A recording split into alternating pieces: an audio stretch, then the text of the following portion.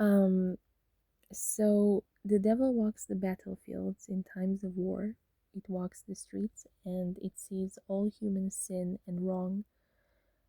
War does the same. It's a witness to corruption and traitor, and that's why I love how it seems like the narrator is asking war itself who is the winner, knowing war would have the answer, as it's seen all winners and losers throughout history, where war itself is always the only winner.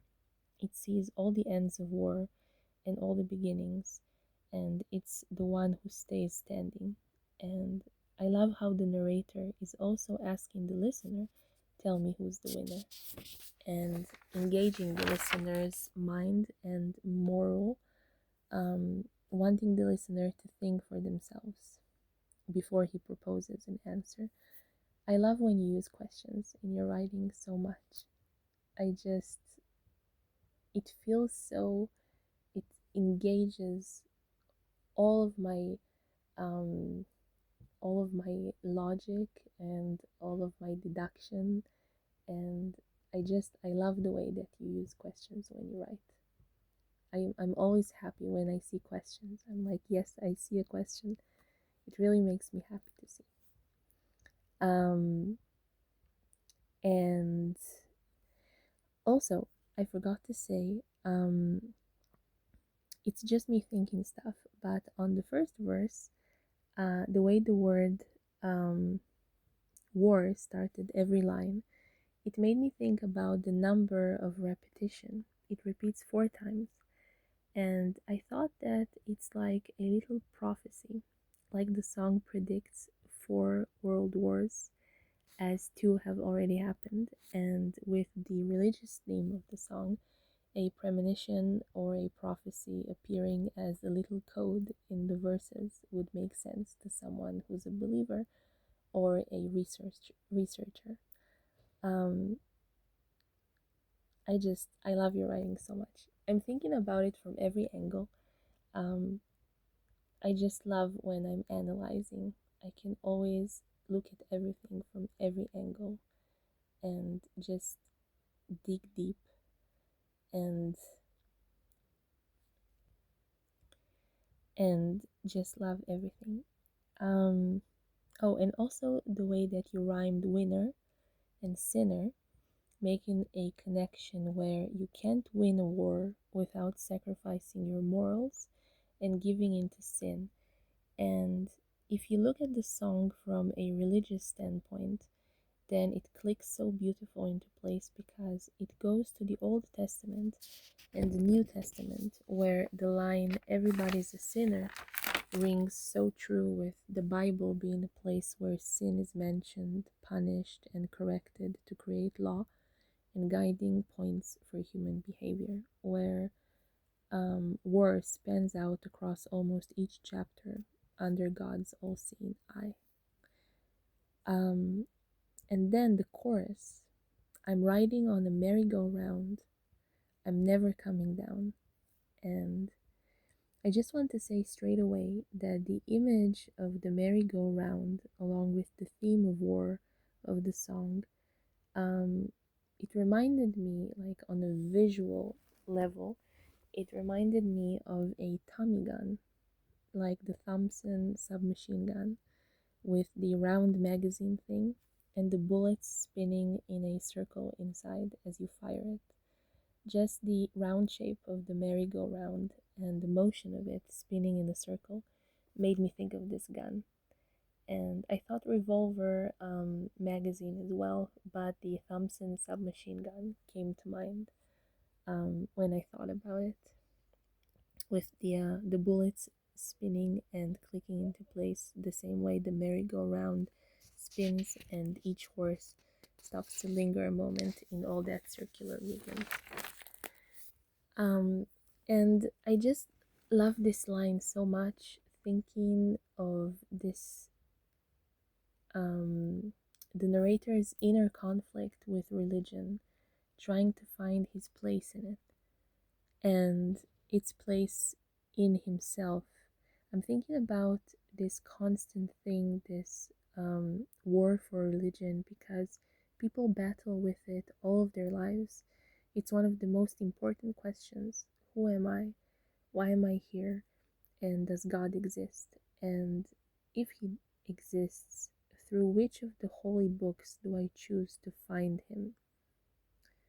Three options: Judaism, Christianity, and Islam. And I'm thinking of the whirlwind it causes, this inner riddle, this dizzying effect where you don't know what to believe in and who to believe in, where you think, am I on the right side? Did I choose right?